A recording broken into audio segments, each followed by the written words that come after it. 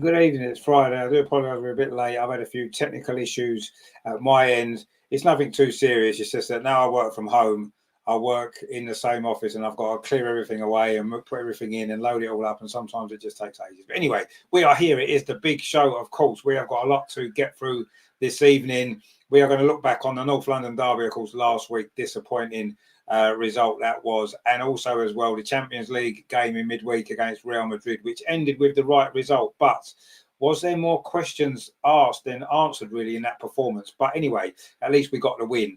And of course, it is international break coming up as well, so we're going to have a little look ahead to that as well, and of course discuss maybe how this block of games went, because it was a big block of games. We knew it was going to be a big block of games. Did it really go as well as we kind of hoped it would? Lots to talk about coming up the other side of this.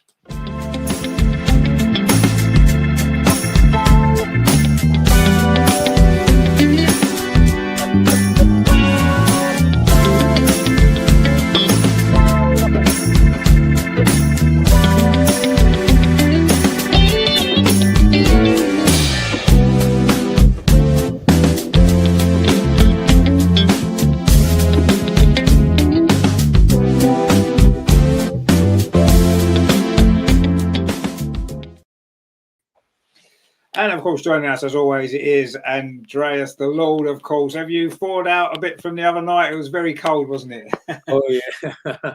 Yes, I'm happy to be in a warm living room now. And yeah, it was really freezing cold and the icy wind at Meadow Park. Whoever was at Meadow Park for a game in winter knows how cold it is there. And yeah, but in the end, the result was warming us up, and yeah, the 3 points counted more than freezing the whole night. Exactly, and that's what it was all about in the end, wasn't it? Getting those 3 points, and yeah, it's been cold here still. It's starting to melt a bit, the snow, but anyway, we've had some bad weather, but it seems to be on its way out, which is good for the time being.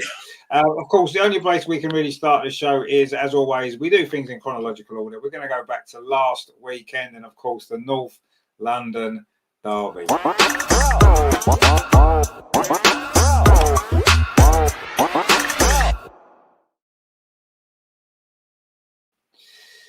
So, of course, we spoke about this game last week. We kind of expected to win, and it didn't quite work out that way, did it? And a lot of the issues that we've seen in recent weeks seem to be, again, there, that the team's lacking a spark, seems to be lacking the freedom we were playing with last year. And I didn't even like Renee's comments after the game when she was saying, in the first half, the two teams were just feeling each other out. It's like it's a North London derby. We're Arsenal. We're expected to win this game. We needed to win this game. We need to go out there, not worry about what they might do and see how they're going to set up. Let's just play our football. And we didn't. And yes, the second half was better, as it tends to be recently. But it wasn't good enough, and it hasn't been good enough. And this was another example of that. And, the WSL might have gone.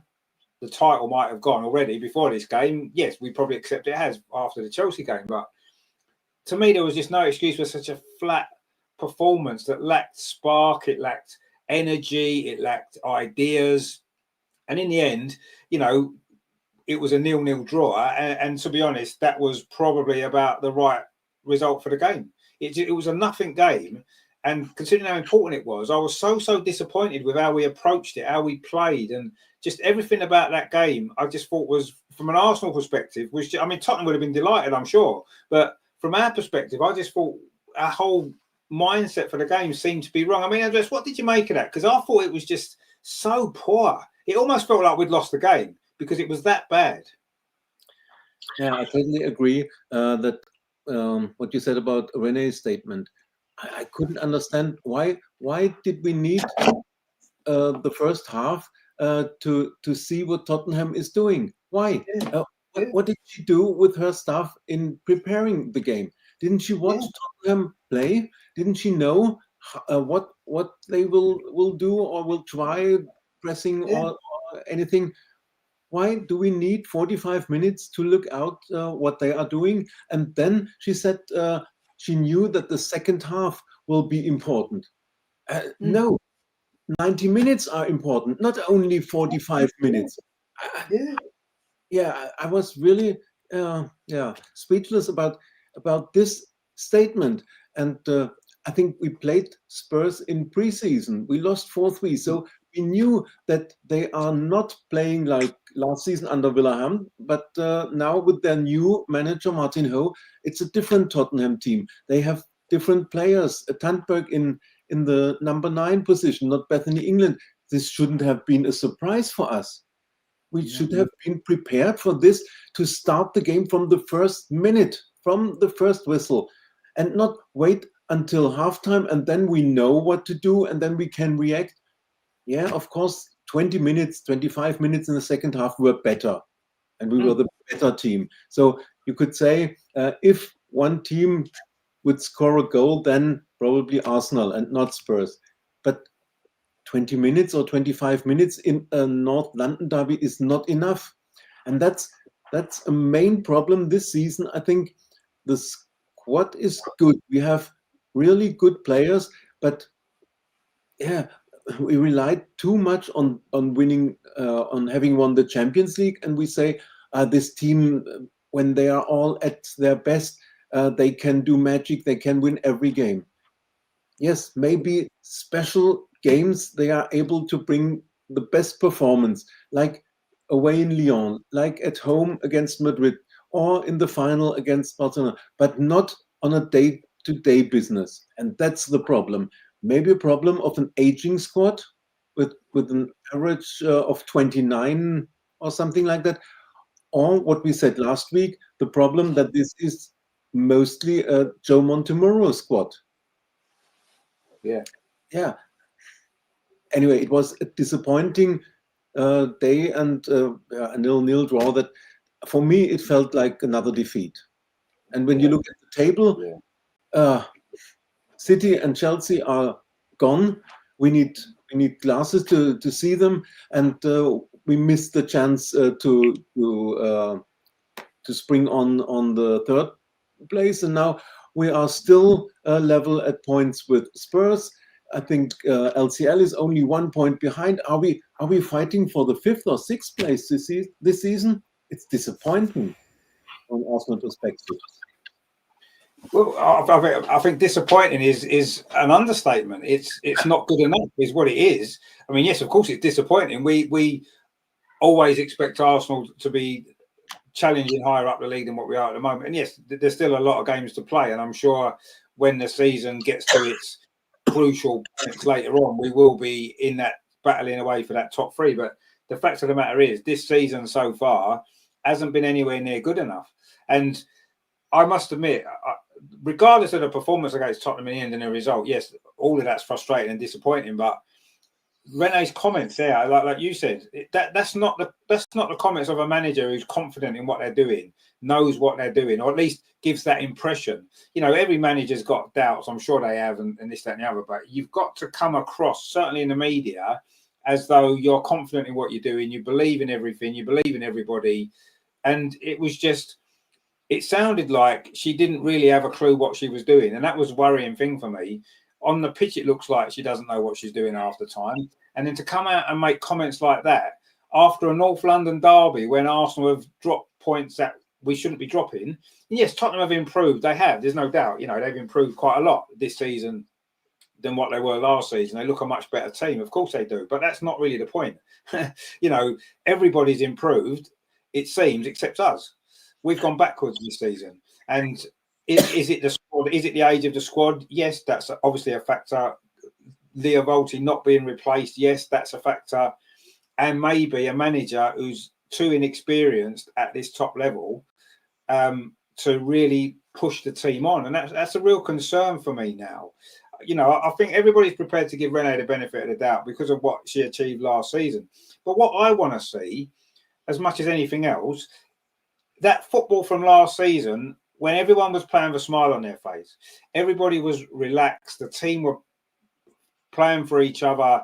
We seem to just be, everything was clicking, everyone was happy. You could see it in the team. It was a joy to watch, wasn't it? A lot of those games, especially the home games in particular, when we were scoring 4 or 5 goals. This season, apart from the first game against London City Lionesses, we've scored 1 goal at home in every game. 1. Not 4 or 5 that we were doing last season. And it's not that we've played some of the better teams. We played Brighton at home. We played Aston Villa at home. These are teams that we should sweep aside, or we have done traditionally, a lot more easily. And now we've been struggling and scoring goals. And the football's not there. It's not that free-flowing, exciting joy to watch football. It's actually really, really frustrating to watch. I mean, I put boring Arsenal in the caption there, and it's kind of what it feels like. It feels stale. It feels boring. It doesn't feel exciting like it did last season. It needs to change. Whether or not we can win the league, probably not.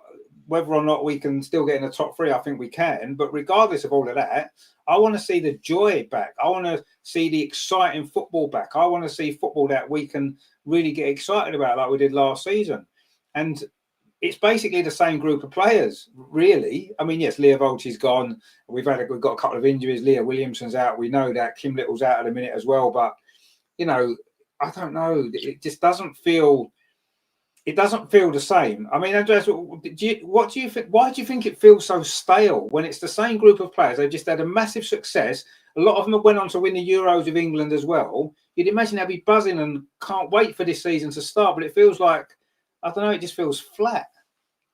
Yeah, I think Tim Stillman made a point. He said that not every player seems to know her role in this team or in this squad. And we are playing players out of position, like Mariona. She's never been a number 6 in her career. Alessia Russo is not a number 10, and others. And we expect from these players to play 2 or 3 roles. Mariona is to play the whole midfield, and Leslie is to play as a number 10 and to score goals. And other players don't seem to know what they have to do when they come on, or what their role in this squad is, like Vicky Pelova, like Kyra Cooney-Cross. And that's a problem from the manager and from the coaching staff. I'm sorry, we defended Renee a lot because of her big success in the last season, but these are weaknesses. And what another thing is, she seems to have an exact plan when to make her changes, when to bring on the subs. After 60 minutes, I will make 2 substitutions. If Stina is starting, then I will take her off and bring Frida, or the other way around. And then Taylor for Katie McCabe. And then she waits another 10 minutes, and then she brings off a winger. If Beth is starting, then she's going out. And for the last 5 or 10 minutes, she brings on Chloe Kelly. So it's too predictable for our opponents. They know how Arsenal will start, how they will play, and when they will make which substitution. And that's, I read from the Real Madrid coach. We will speak about this game later. But he said, we know what to expect from Arsenal, and we know that they bench their best players and bring them only on when they are 1 or 2 goals down. If an opposition manager knows everything about our tactics, then something has gone wrong. And this is the predictability of the team, of the way we play, and this goes down to the manager. I'm sorry, I'm no longer convinced that Renee is able to turn things around. Yes, she deserves a chance, and of course she deserves the chance at least until the winter break. But if you ask me whether I would give her a new contract, at the moment, no. There has to change. There has to be a lot of changes with the team, with the tactics, with the squad. Yeah, with the way the players go into a game.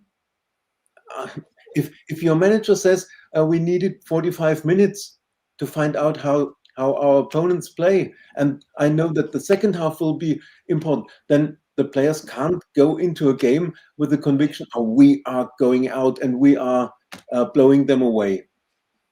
Yeah. Exactly. And I've always said that you find out more about everybody, managers and players, when things aren't going so well. When you're winning games, it's easy. Let's be honest. You just go out there, you relax, you play. It's easy and it looks great. It's when things go wrong. That's when you really discover and learn about people.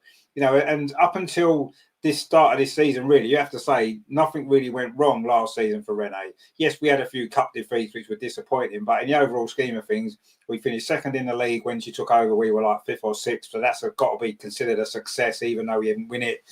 Obviously, the Champions League, we know what happened there, so everything pretty much went well. There were no problems. We didn't seem to have any parts of the season where we went 4 or 5 games without winning. We always seem to, if we did have a bad game, next game we would play better. There wasn't any bad times really last season, realistically, after Rene took over. But this season, right from the start, we've not played well, and suddenly we started not winning games. And that's when a great manager or a good manager works out solutions, what's gone wrong, how to put it right. We've got good enough players to be able to do it, but is the manager good enough to do that? And I agree with you. I think Rene's got this one way that she's going to do things, regardless of how the game goes, regardless of who we're playing, regardless of the situation in the game, and she's not going to budge and change it. She's just going to do the only thing she knows. I'm sure it's the only way she knows. She doesn't know anything else. That's why she doesn't try anything else. And now it is becoming predictable. We know before a game starts who the substitutions are going to be, roughly what time they're probably going to happen, barring an injury or something else during the game. But if everything just runs like normal, we know what's going to happen. We see the starting lineup, and you know what the substitutions are going to be straight away. Like you said, if Stina starts, you know she's coming off probably 10 minutes into the second half. Every single game that happens. If she doesn't start, you know she'll probably come on 60 minutes. She'll change both wingers, regardless, whichever two start, and it'll be the same two and the same two on the bench that just straight swap for each other. She doesn't mix and match them, so you don't get Chloe Kelly and Beth Mead together. You always get Beth Mead and Caitlin Ford, or you get Olivia Smith and Chloe Kelly. It doesn't mix it up. And this is just stuff that's, I don't know, it's just obvious to make some changes and do something different sometimes. And Rene just won't do it. Or she can't do it. She doesn't know. I don't know what it is. But I'm with you. I don't think, in fact, nothing really now is going to probably convince me that she's good enough long term to take this club forward. I just don't think she is. I don't think tactically she is. I don't think as a manager of players she is. She doesn't seem to know what she's doing to keep the players. She's overplaying certain players. She just won't leave them out of the team regardless. Other players, she doesn't play them enough. She's not using the squad enough. She's too inflexible. She's she's starting to remind me too much of Mikel Arteta. And yes, he kind of turned things around. He was given time, investment, and he kind of got his ideas to work he got the players in to make his ideas work. I don't want to have to go through 5 years of this with Rene, because I don't think she's good enough to do it anyway. And I think the way that women's football is moving and improving, and how everybody else is improving already this season and we haven't, that's a worry for me. And I don't care now about the Champions League last season. That's last season. It was great at the time. We loved it. And of course, to say we're champions of Europe this season is fantastic, but that's in the past. We've got to look forward. We've got to progress. We've got to move forward. Other teams are, other clubs are, and we're getting left behind. It feels like we're getting left behind. Not just in look at the league table, we're a little bit behind. And yes, we may well still turn that around, but in terms of, other clubs are getting in different managers, they're getting in new players, they're changing their squad around, they're doing something different to try to improve. And it's almost like we think, oh, well, that's all right. We can sell out the Emirates. We won the Champions League. We've got players that have been here for 10 years, know the club inside out. We're fine. That almost seems like that's the attitude.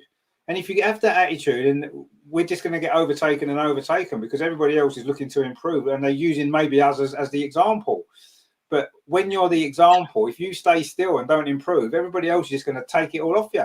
And we'll end up further down the table. We'll end up not selling out the Emirates because people won't want to watch games that are 0-0 draws all the time. Boring football, predictable football. It's not like the Premier League where the games will sell out regardless. No. In the women's game, it won't. If the team aren't performing, eventually the crowds will drop off. They will. There's no doubt, because the prices are going up more now at the Emirates as well. So I don't know. I feel that it's reached a point for me now where I can't see how Rene can take the club forward. I just don't think she's capable of doing it. I like Rene, and like you said, we've you know, she deserved the opportunity. She took it, grabbed it with two hands, and look what she managed to achieve last season. But to not build on that and to let it start crumbling so quickly, and to not be able to motivate the team, it seems to me that's not good enough.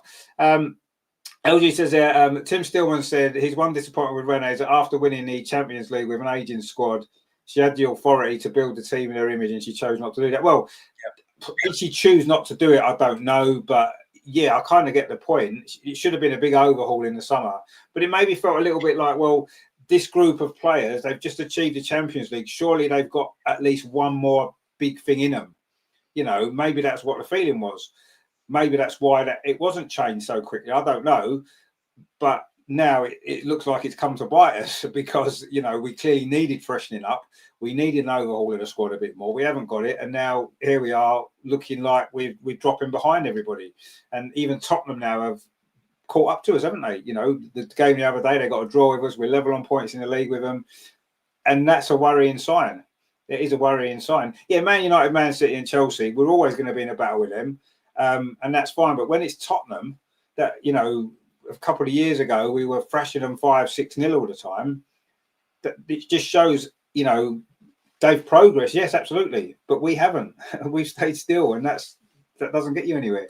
Ryan says mid-table team. Well, we look like a mid-table team at the moment. We do. You're right. We do. LG says it doesn't matter if the aging squad is winning at WSLs every season. The rebuild will need to happen regardless because of age. That's what successful teams do. Look at Chelsea, always upgrading players. Yeah, and I think what you need to do is you don't replace 8 players in one go. You do it as they start to get to the age where you think, right, they're probably past their best now. You get rid of a couple at a time, bring a couple in, keep refreshing it constantly all the time. And that's what Chelsea have done really well. And we haven't. We've just held on to players. And then suddenly now it's got to a point where we've probably got 8 or 9 players we need to get rid of and replace. And by doing that, that's then going to take another 2 or 3 years to build a new team, because we're going to have to start again almost. And this is the result. It's not that's not just Renee's fault, to be fair. This has been an ongoing problem over the last few years before Renee even took over or anything like that. But it's a club issue. But ultimately, Renee's now in the hot seat, and she should have been looking at this last summer and making some of those changes already to start happening, and she didn't. And now we're in a position where you can see what's happened this season. DMD says both the men's and female teams progressing. Well, I don't think the female team is progressing. I don't see any progression this season.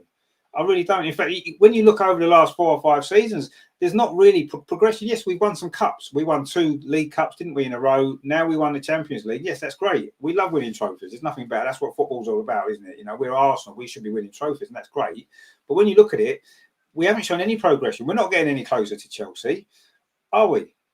In fact, you could say we're getting further away. They haven't lost the league game for however. I can't remember last time they lost the league game, Chelsea. We haven't got closer to them, have we? That's not the only way you progress is you progress by improving on the top teams, and we haven't done that. We're not doing that. So I think the men's team have progressed. Absolutely. I've got, you know, as much as I dislike Arteta, we have improved. Of course we have. You know, we've progressed. Absolutely. The women's team haven't progressed. Not really. We're exactly where we were 5 years ago. Only we've won a couple of cups along the way. And it says here, don't agree. Trust in Renee, but Stina needs to play more. Well, who decides how much Stina plays if it's not Renee? You know what I mean? Who decides? DMD says people saying Arsenal team injuries, the game has a different effect. Look at Arsenal and Spurs next opponents. Well, no, but injuries do play a part. Of course they do. And I'm not going to dismiss that. We've had some bad injuries. We've got some bad injuries, but we've got a squad that should be good enough to cope. Ryan says all this about not telling the opposition anything. We know what's happening with exactly. Yeah, that's exactly it. Yeah, we don't. What they might as well do is they might as well send the opposition to our training sessions, because they won't learn anything different that no one already knows. So they might as well just broadcast their training sessions live to everybody to see, because nothing different is ever done, is it? So you're right. And it says, let's face it, WSL so much higher standard. Yeah, but so why haven't we improved?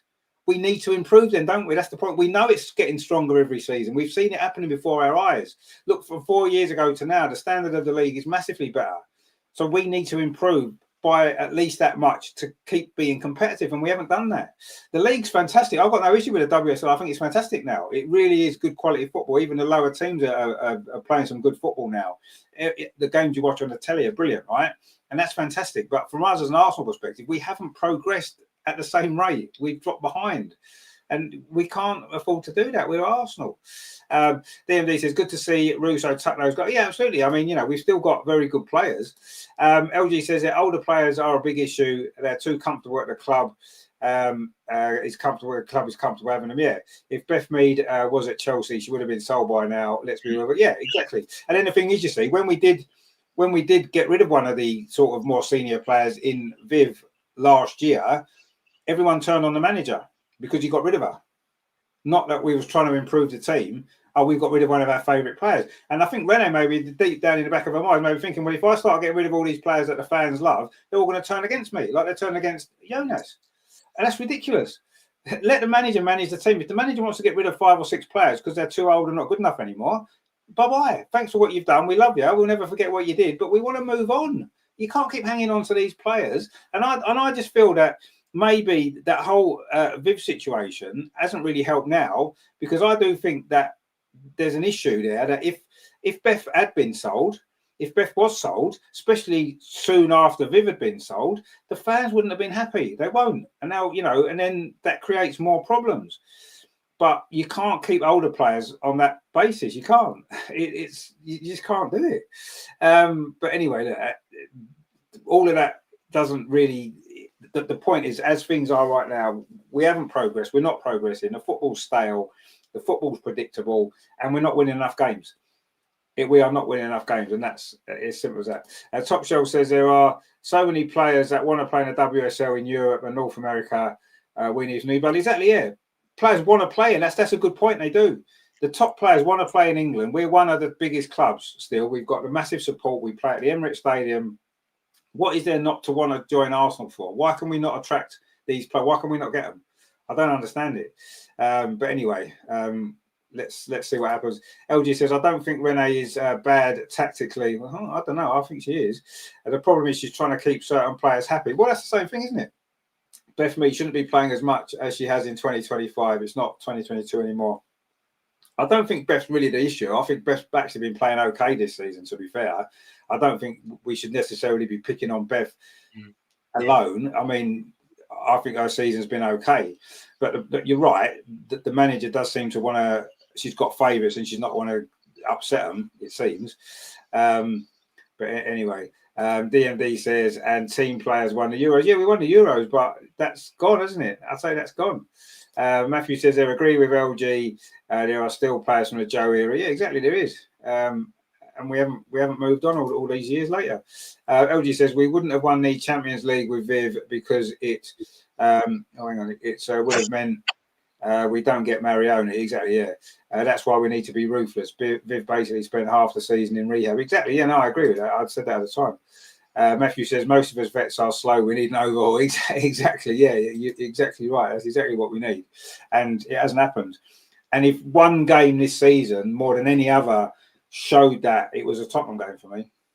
How stale it was, how lack of fresh ideas and everything. It was just horrible. It was a horrible game. I just didn't enjoy it at all. I really did not enjoy that game at all. It was horrible. But anyway, it sums up, I think, currently where we are. And of course, we ended this block on Wednesday night in the freezing cold. And although we got the win, was it really that good?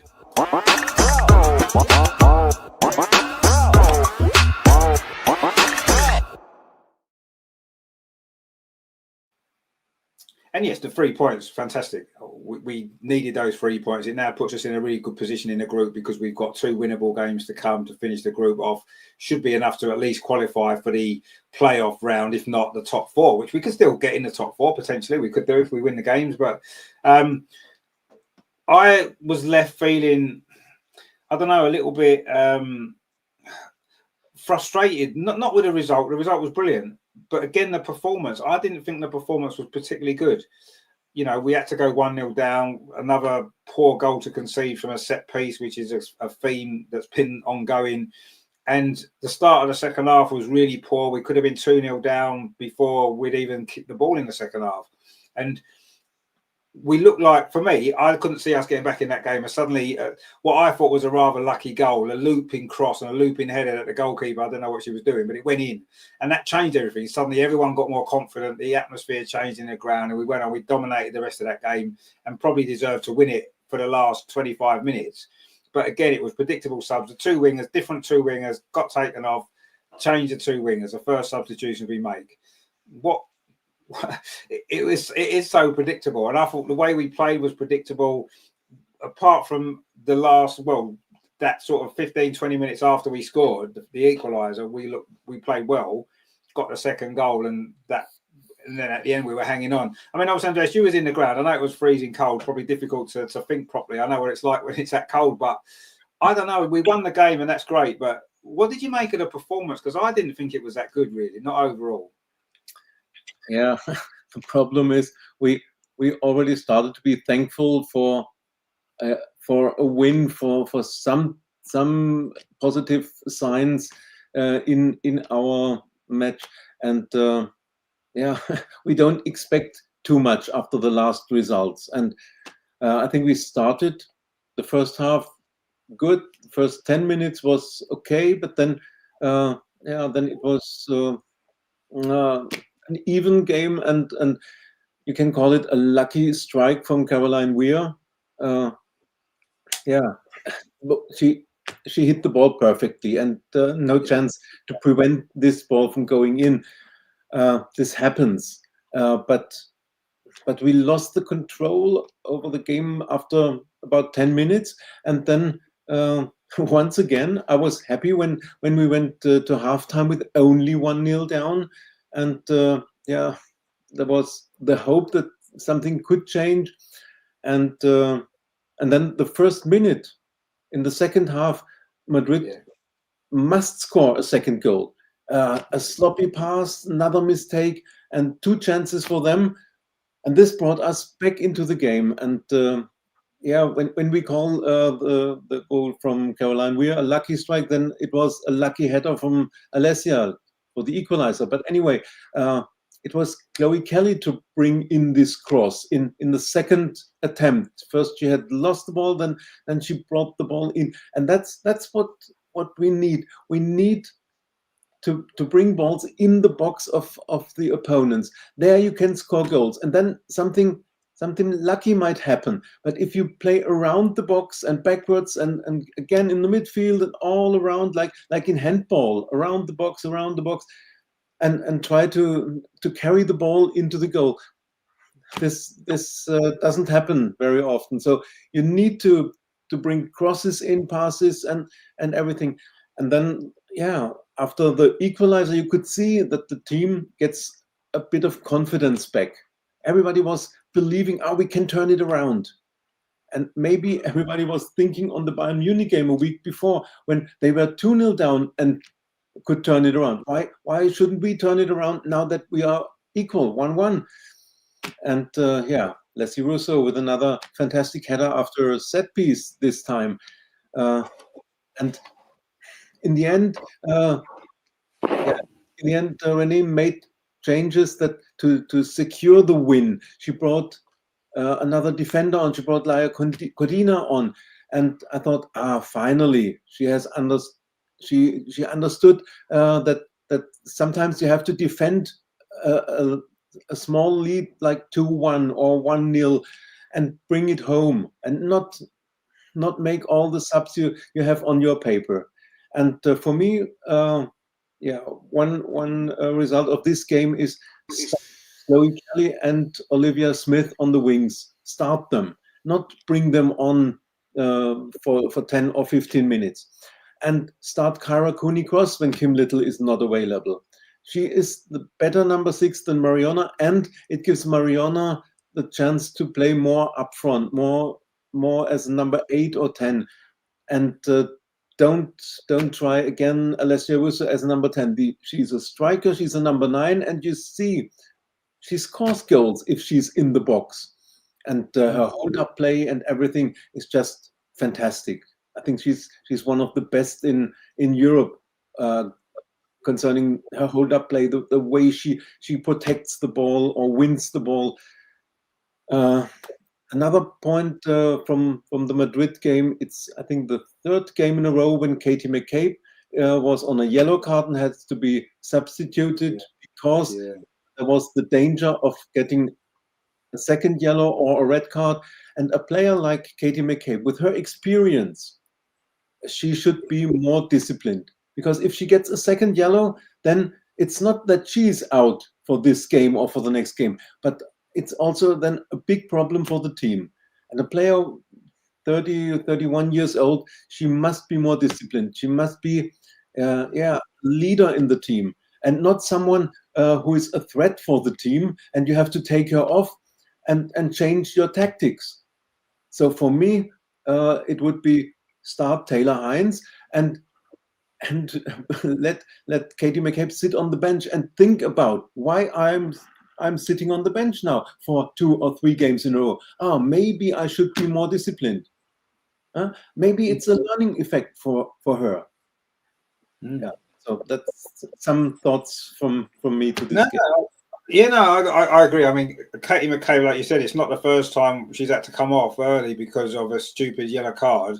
And at the end of the day, you can't keep doing that.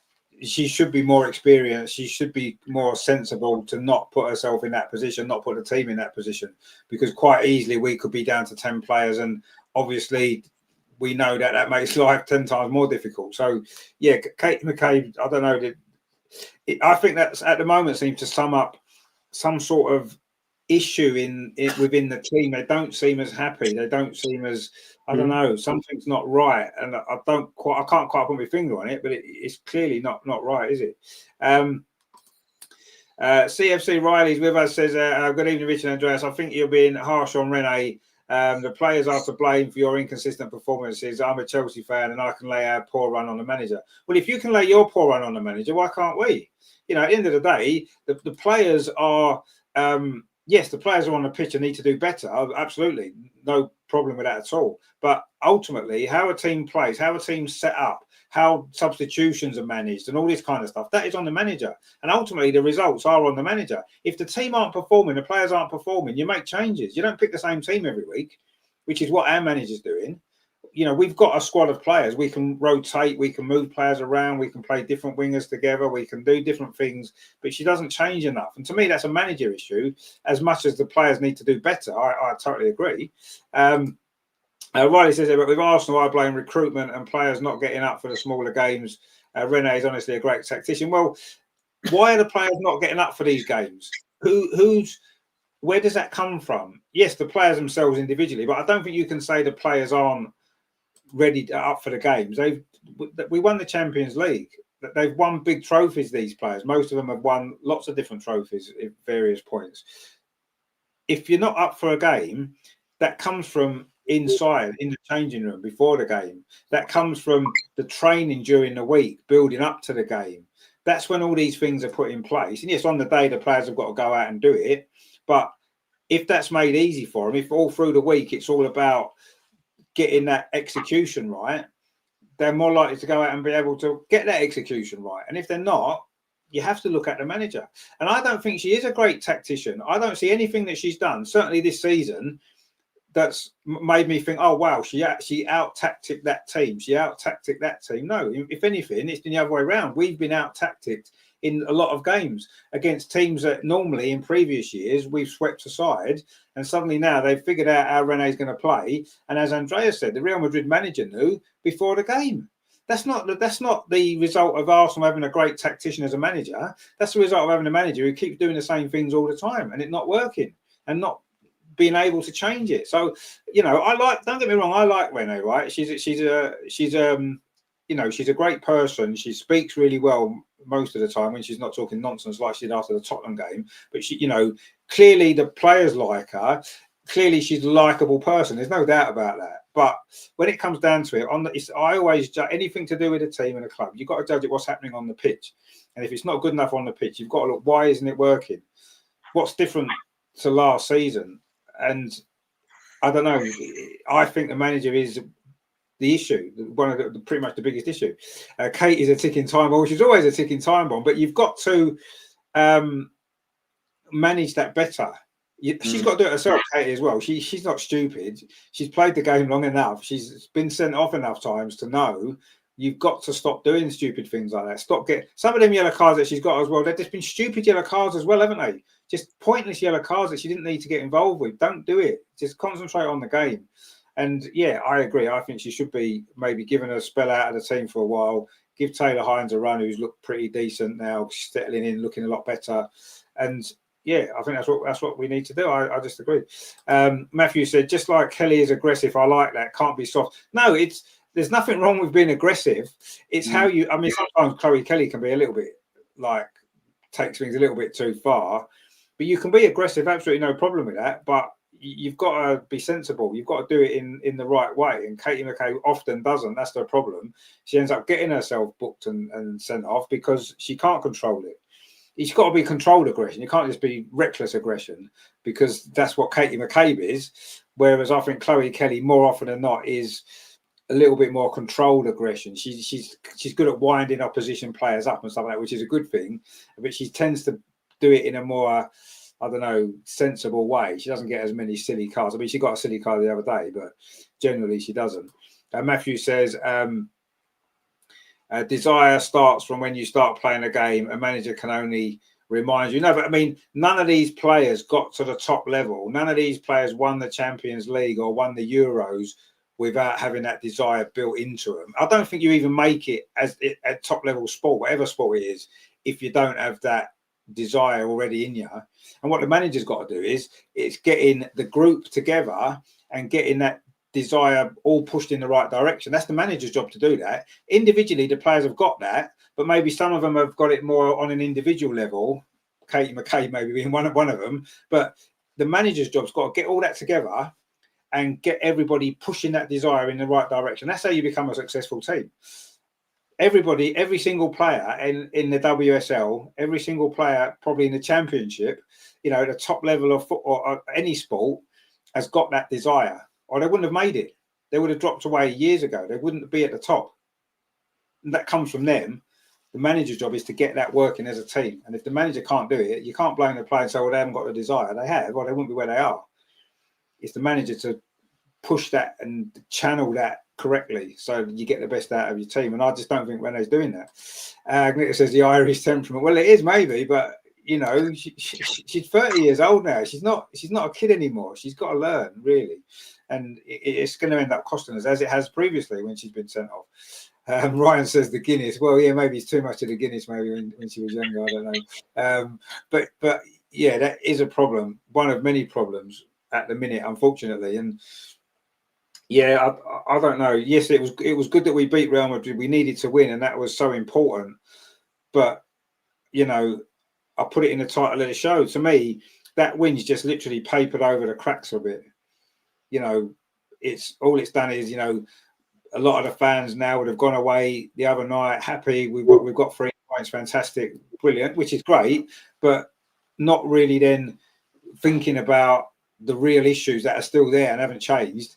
Yes, even if we'd played 100% against Real Madrid and won 4-0, those underlying issues would probably still be there. But at least that's a good thing, a building block to move forward on. That performance against Real Madrid on Wednesday doesn't fill me with a lot of confidence coming back off the international break that suddenly it's all going to click together. It's the same when we beat Benfica, if you remember, in the last game before the international break last time. It was a very scrappy performance. We won the game, yeah, brilliant. But it didn't fill me with a lot of confidence that we was going to suddenly fire on. And okay, yeah, the Leicester game apart, we've been pretty inconsistent, haven't we, this block? And I want to talk about this block, actually, because at the start of it all, a few weeks ago, I remember we was on the show and we had comments in and we were talking about it ourselves, saying that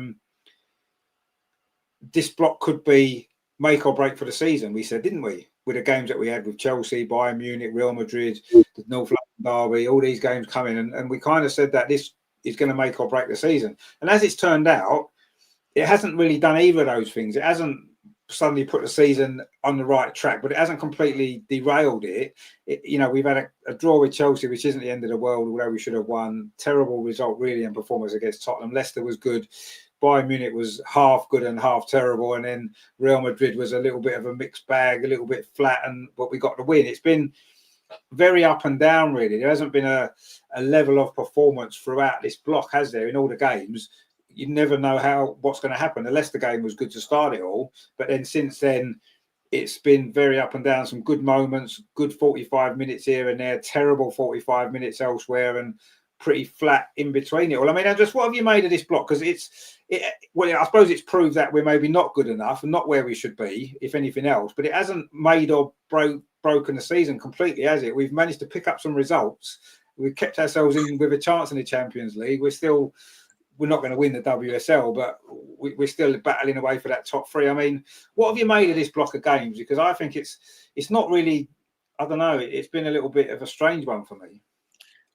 I think this block showed that we are still able to perform and have very good games or part of the games, but we are not able to do it in a day-to-day business. We can't bring out the best of the team or to the best to what the team could be able to perform in every single game. And you don't win a league if you are not performing at your best day to day. And this block shows this team is not able. Yes, there are perfect performances. The first half in Munich was perfect football. You can't play better than in first half in Munich. We should have been 4-0 up. And then the game is brought to bed and we will win comfortably in Munich. Everybody would have been happy. But the second half was not good enough, and there were 20 minutes in this game terrible, and we lost the game in 20 or in 19 minutes, and that's the problem. And I think the last block showed that these parts of the game, when we lose everything, when we lose control, when we concede goals and lose games or lose. We are up and we concede the equalizer or something like that, or we fall behind. In every game, there was no game in which we performed on our top level for 90 minutes. And that's a problem this season and of this squad. They are still able to do magic, but not for 90 minutes and not game by game. So, and this goes back to the recruitment in the transfer window. We spoke about it many times in the last weeks that we threw away a very big chance in summer to make an overhaul of the team, and we trusted in the Champions League winning squad and said, they have another big shot in them. No, maybe they can surprise us in a domestic cup competition, or let's see. But for a whole season, for winning a title in the league, this team seems to be unable to do this. And what I also heard from Tim Stillman was it's the third manager in a row now for whom the first year is the best. It was under Joe. Second year he won the league. First he won first half season, he won the League Cup. Then in his first full season he won the league. Jonas in his first season missed the league title by 1 point. And Renee in her first season she won the Champions League. But the squad has not changed enough. As I said, too many players from the Montemurro era, and maybe they are not able to perform on their top level for week in, week out, and for a whole season. And that's a task for the recruitment team, for Claire Wheatley or whoever is responsible for this. They must realize this. And the last block with the result shows we are not a team that can win a league. Maybe we can win a domestic cup or have a good run in a domestic cup.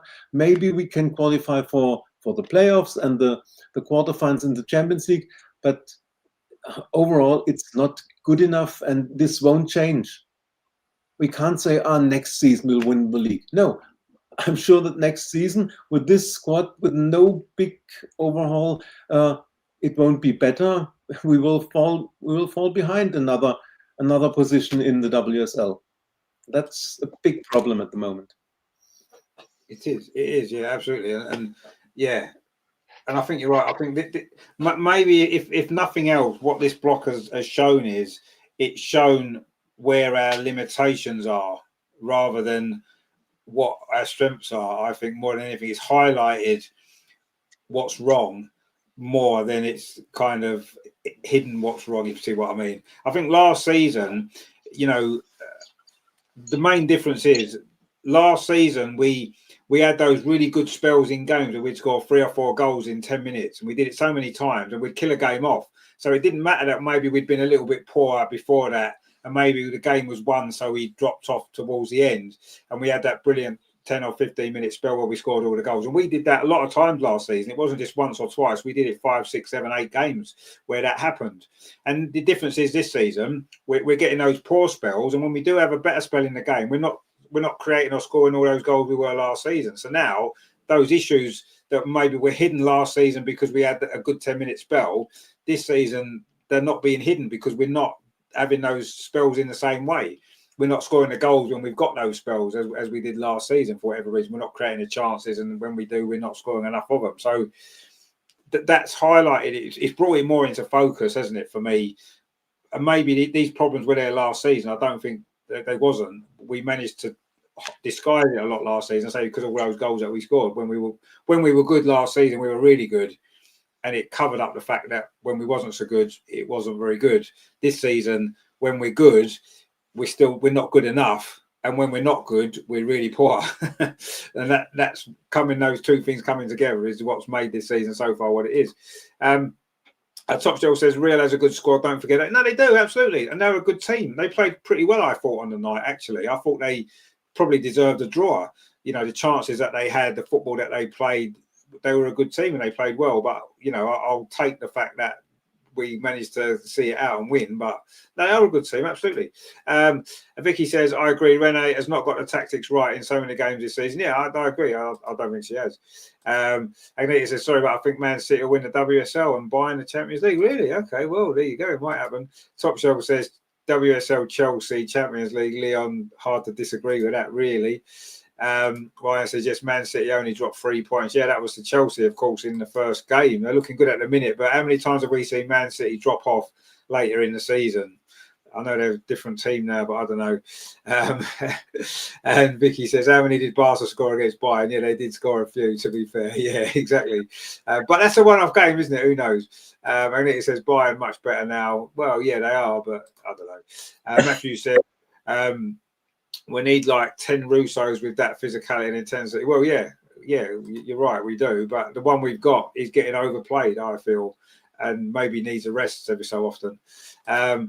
Chelma24 says, I watched Ian Wright's podcast today and he was talking about how Arsenal need to move on from aging squad and integrate younger. But well, there you go, because he watches our show, doesn't he, Ian Wright? Obviously, he's saying exactly the same things we've been saying for months. So now he's going to get all the credit for saying it, whereas we came up with the idea like last season. So come on, Wright, give us credit, mate. Don't nick our ideas.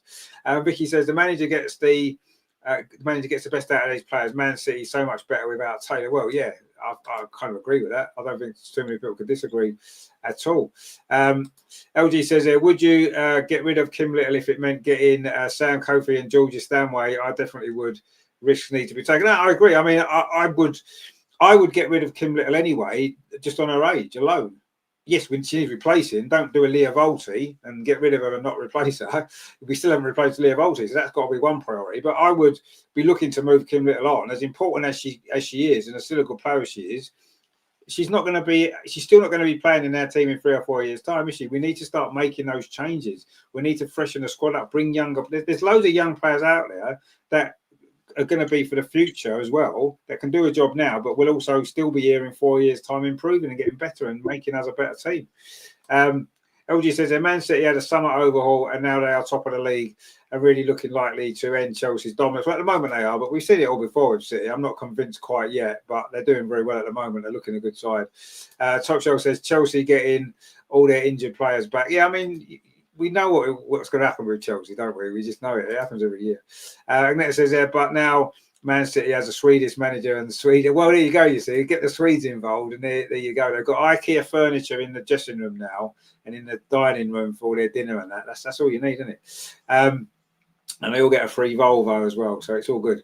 But yeah, I mean, Chelsea will probably win it, but we shouldn't be.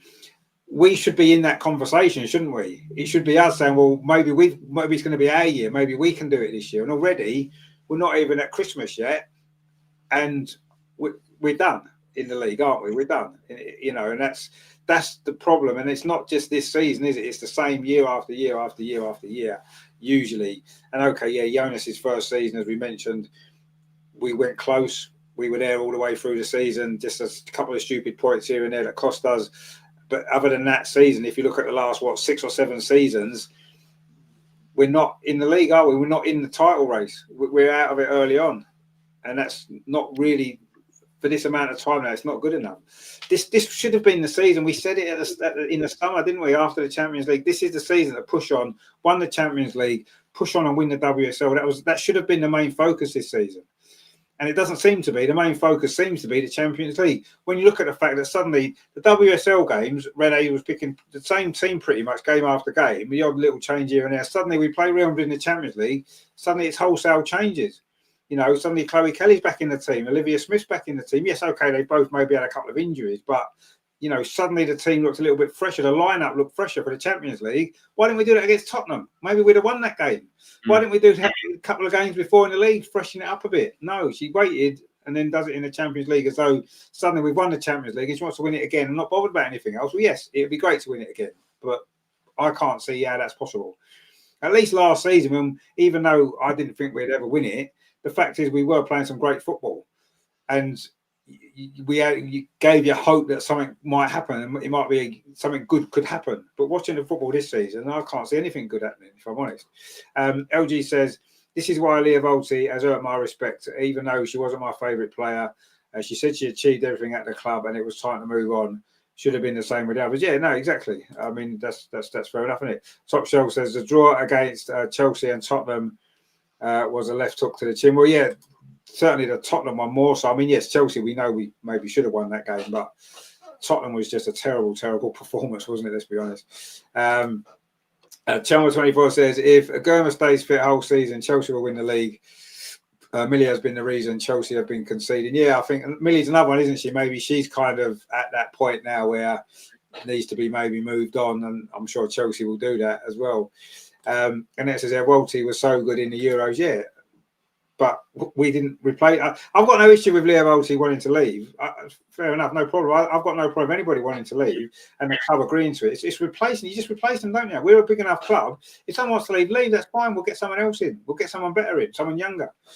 That's what we haven't done, and that's the problem that we've got. And now, for me, this block of games has shown that quite clearly that we are now paying for a terrible summer of recruitment, not building on that fantastic success, and it's showing up all of the flaws in Rene's management, tactical coaching, and everything else, I think.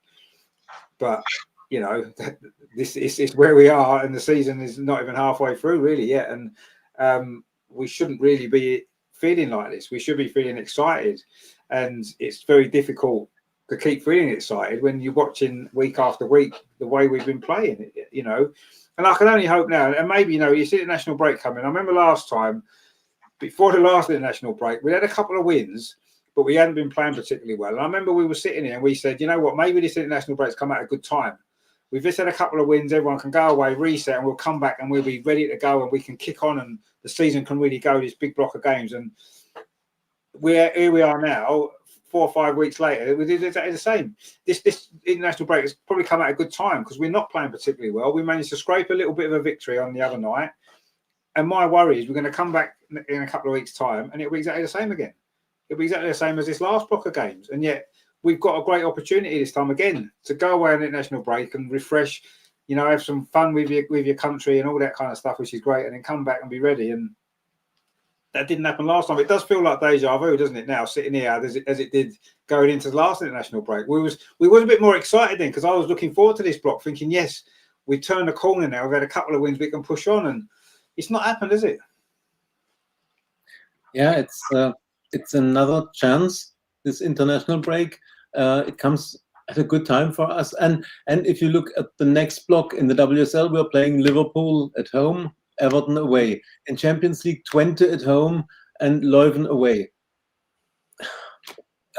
We are the Arsenal. We should win all 4 games. Yep. And in this international break, we should regroup, and the coaching staff should prepare for all these 4 opponents, and give the players the confidence that they are able to beat these 4 teams. No other thing counts than 4 wins, and we are the better team, the better squad than all 4 of them. But yeah, another problem is that we are relying too much on a 35-year-old midfielder. As good as Kim is, and she had a very good season until she got injured. Really, she was better than I expected her to be in this season. But we are relying too much on her. Of course, yes, we are missing Leah Williamson, but this was one player out from 24 or 25 in the squad. Yes, she's important. She's the captain of the Lionesses. Yes, but if one player is out with injury, a squad like Arsenal should be able to cope with this. And then, a 35-year-old midfielder gets injured, and we totally collapse in the Champions League game against Bayern. So, yes, we made mistakes in summer to not regroup, to not rebuild the team, to not get a replacement for Leah Wolti, to not have a replacement for Kim Little, and now we are paying for this. There is only one player who can play on the number 6 position. That's Kim Little. She's out. Mariona is the only number 6. No, she's not a number 6. If we play Mariona at the number 6, we miss her at the 8 or 10 position. And what I also have to say, Mariona often loses the ball, or with her passes, the ball lands at the opponent's side. And if she does it as a number 10, there is enough space on the pitch to win the ball back. But if she loses the ball in a defensive role, it causes a goal threat, like it did against Munich. And that's another problem. Relying on Kim was wrong in summer. Nothing against Kim. She's one of the greatest players we ever had, and she's still a fantastic midfielder in her mid-30s. Yes, no critics on Kim Little, but we overplayed her. She had to play every game 90 minutes. It was quite clear that there will come an injury. And now we are missing Leah and Kim, and we say we have no leader on the pitch. We have so many experienced elder players. There must be leaders there. And didn't we know this before? Didn't we know this in summer? You must think about it. We only have Leah and Kim as leaders. What will happen if one or both get injured? You must prepare for this situation. And all these are mistakes that we are paying now for. And this is frustrating for us as supporters. And maybe we are too critical or too negative about Renee. Maybe. But then that's my frustration level after the last block of games. I'm sorry. No, I totally agree. And yeah, the lack of leaders on the pitch is quite worrying. But the biggest issue for me is the point you made about Mariona. Last season, Mariona was player of the year. She was player of the season, right? Why was she player of the season? Because she was playing in a position where she could be player of the season. So the last thing you would do when you're sitting down in the summer thinking, right, what are we going to do with the team this season? How are we going to play? The last thing that you would do is, well, let's move Mariona to a different position. She's just won player of the year. She's been the best player in Europe for the whole of the season. She made the difference to help us win the Champions League. But let's move her away from that position where she was fantastic and put her into a position where she's never going to be as effective, because we can't be bothered to buy a player to play in that position.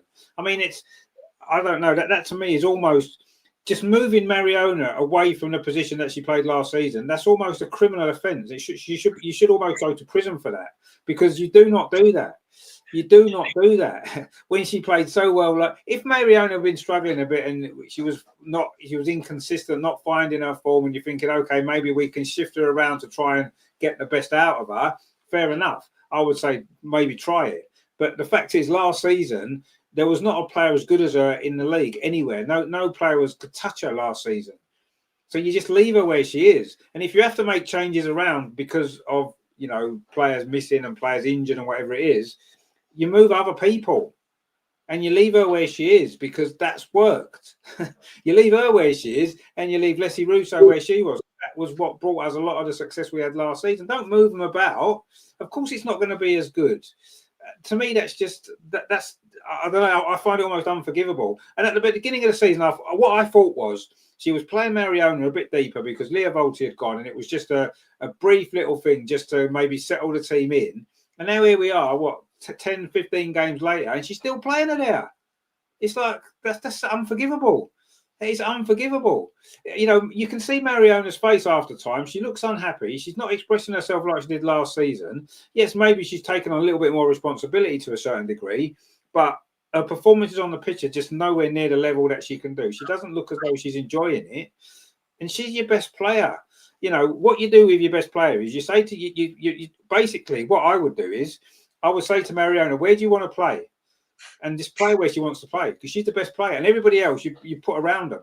If you need more defensive cover around her, because yes, she does lose the ball a lot in the attacking third. Last season she did, but no one cared because she was losing it there. But when she didn't lose it, it was fantastic. And so you make compensation for that. She's going to lose the ball, so you just get some cover around her, and that's fine. And it worked, and it was brilliant. Just do that. Get her to play in a position where you get the best out of her. Everything else will fall into place around her, like it did last season. So to move her into this ridiculous position that just isn't doing her any favours, and subsequently isn't doing the team any favours, and to persist with it now, all this time later, is ridiculous. I would rather, and I know this is going to sound stupid, I would rather play Vicky Pelova and Kyra Cooney-Cross in midfield and leave Mariona out if you're going to play Mariona as number 6. I'd rather not play her at all. Leave her out and play them two. Or I play Mariona in a proper position and sort the team out behind her. Those are the two options. Don't keep playing her there.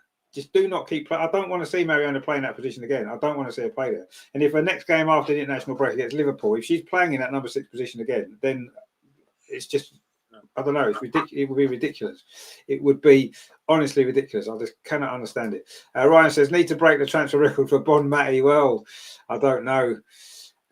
Vicky's made a good point here. I would prefer a top manager to Bon Matty, and that is exactly the point. I agree with you.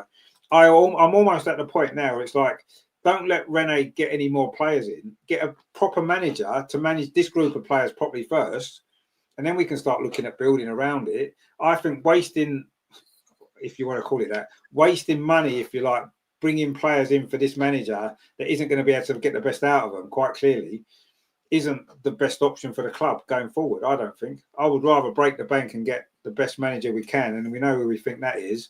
But I would rather do that than bring in a player like Bon Matty, who is a great player and would probably improve us. But long term, under this manager, would it work? I don't know. I'm not convinced it would. LG says the difference is that Rene consistently watched the show last season. We gave her advice on how to beat Barca, and she listened, and we did exactly that. Yeah, maybe she's not watching it this season. Maybe you're right. Maybe that's the problem. Maybe she needs to, Ian Wright's been watching. Maybe he needs to have a word with her and get her in. And Top said Rodman was offered more money from Grainbridge Super League yesterday. Yeah, we're not going to get Rodman, I don't think. LG says Russo and Mariona are also massively overplayed. If we lose one of them, our season is over. Yeah, no, they are massively overplayed. Well, yeah, I said this before. Russo in particular is 90 minutes every single game. And no player, no matter how good they are, can do that. Everybody needs a rest every now and again. And it's got to happen. She's got to be rested. And Mariona the same. She's played every game. CFC Riley says that Arsenal should have moved on from Little, Catley, McCabe, Mead, Lotta in the summer, and nothing against them, but was time. Well, yeah, a lot of that I agree with. I mean, talking about Lotta, actually, I did want to, I maybe forgot before, but I just wanted to actually say how well Lotta's been playing the last couple of games. I think she's been really good. I thought she had a good game against Madrid. I thought she's been playing pretty well last 3 or 4 games. Actually, Lotta, have you been impressed with her? Because, you know, she's been out of the team. She lost her place to Katie Reid, obviously, earlier in the season. Now Katie Reid's out. She's come in, and I think she's been brilliant, Lotta. Do you agree? Do you think she's been good? She has improved in the last games, and it shows that more minutes give more confidence to a player. And one thing is very good and impressive from her. She's trying to play the long balls out and to open our game in a way like Leah normally does it. She's trying it, and sometimes it works, and very often she finds Leslie Russo with the long balls, and we know how good Leslie is in protecting the ball and in the hold-up play. Or she plays a long ball to Olivia Smith. That's good, but typical for Lotta, a few mistakes, a few sloppy passes. I think the one after 10 seconds or so in second half to Steph Catley was from Lotta, and this could have cost the second goal. You always have this in her game. There are always 2, 3 sloppy passes, mistakes, and this could cost us. But overall, she has improved a lot, and you see that with more minutes on the pitch, she improves from game to game. It was important that she steps up now that Katie Reid is out and Leah is not close to a comeback. But what would happen if Lotta gets injured? Probably Renee will say, "Oh, Mariona can play as a centre back. She's so good technically. I can play her as a number 4, and then Leslie Russo, or she can play the number 6, the holding midfield." Hopefully, this will not happen. But this sometimes these thoughts come up when you see how our team or how our squad is managed. No, absolutely. I mean, it's almost like sometimes you're right. It's almost like Renee thinks she's got a 5-a-side team, so Mariona and Letty can play anywhere because it's 5-a-side, and that's what she'll do. Well, in actual fact, that's not what it is, and you can't do that. Ryan says, "Yeah, Mariona is just stifled in midfield." Yeah, she is. Greg says, he says, "Our problem is the left side, full runs, but our distribution is abysmal, and McCabe is out of position too much." Yep. Yeah, that's been the case this year. I mean, I like Caitlin Ford, but yeah, she holds on to the ball for too long. She makes the wrong choices too often. She'll pass when she should shoot, or she'll shoot when she should pass, or she'll take an extra touch. I think Beth does it as well, actually. Takes that extra touch instead of getting a crossing or a shot away, and then it's blocked or it loses the ball. So yeah, it has been a bit of a problem. It has been a bit of a problem. We do look better when, well, funny enough, Olivia Smith's not really played much on the left, but when she played on the left the other night, she looked good, I thought. And then she got taken off 5 minutes later when she was just starting to cause problems. What are you taking her off for? She's just started to get in the game and run rings around the defender and get the ball into the box and create mayhem, and she took her off. Anyway, I guess she was just back from injury, so maybe that was why. But anyway, I guess that's what it is. Ryan says Bob Matty would probably end up at left back or maybe centre back if Lotta gets injured. You're probably right, actually. That would be funny, wouldn't it? Matthew says these players need upgrading. A manager can't make them faster or younger. No, you're right. And I think we've been saying that as well. The players do need upgrading, but while they're here, the manager's got to get the best out of them, get more out of them. Vicky says Lotta have been good this season, no complaints from me. Yeah, I think she has. Yeah, I think she stepped in and stepped up and done well, actually, which is good. LG says the problem is it's always rinse and repeat with Lotta. She can be good or she can be terrible. That's why it's time to go. I wouldn't say she can be good. I think sometimes in games she can make the odd mistake. Yes, I agree. She can have a great game, and then I remember that Wolfsburg game in the Champions League the other year. She had a brilliant game, and then right at the end, in extra time, she did something stupid, lost the ball, and we conceded and went out. And that sums up what she does for me. But I don't think it's time for her to go. I think there's other players that should be moved on before Lotta. I think Lotta's still got quite a bit to offer, and particularly in defence when we're quite short at the minute, especially with Leah out as well. I think Lotta's the only leader we've really got there in a sense. I mean, yes, Steph Catley's been the captain, but she's not, for me, a captain really.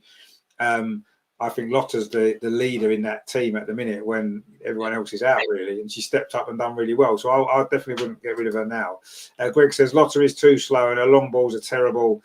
She's not the answer, too inconsistent. See, I think this season she's not been inconsistent though, has she? This season she's been really solid and she's been good.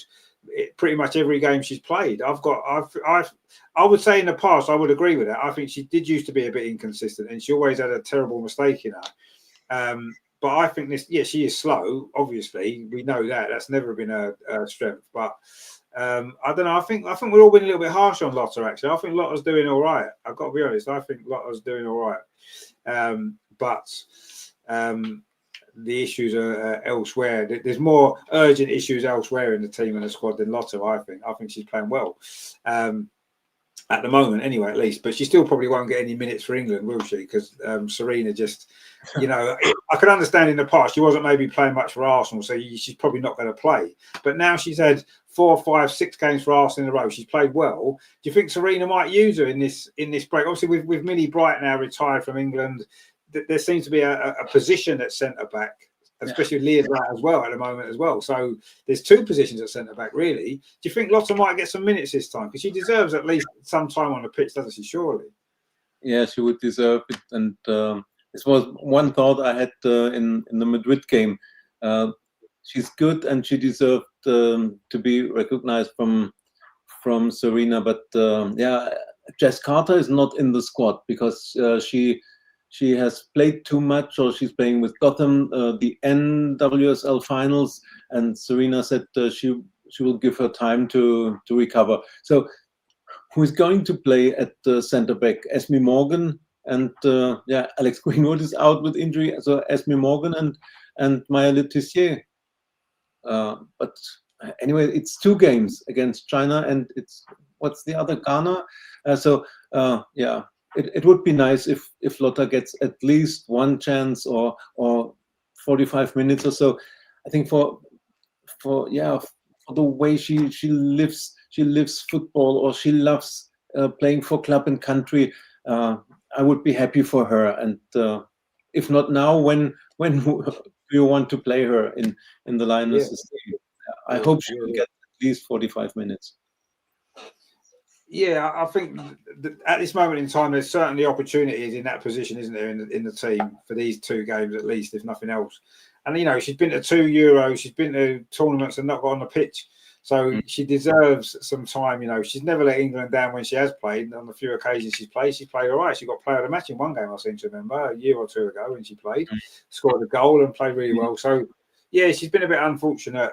She keeps getting in the squad, but no further. So let's hope she can get on the pitch this time, because I think she does deserve it. Greg says a lot of playing for England would be good, so the keeper could get a lot more practice.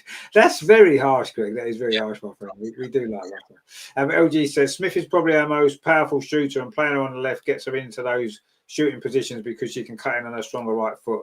I think she's better on the left. Yeah, when she's played on the left, certainly I thought the other night she looked really good. She caused them a lot of problems, didn't she? She, especially as the game wore on, she got better and better.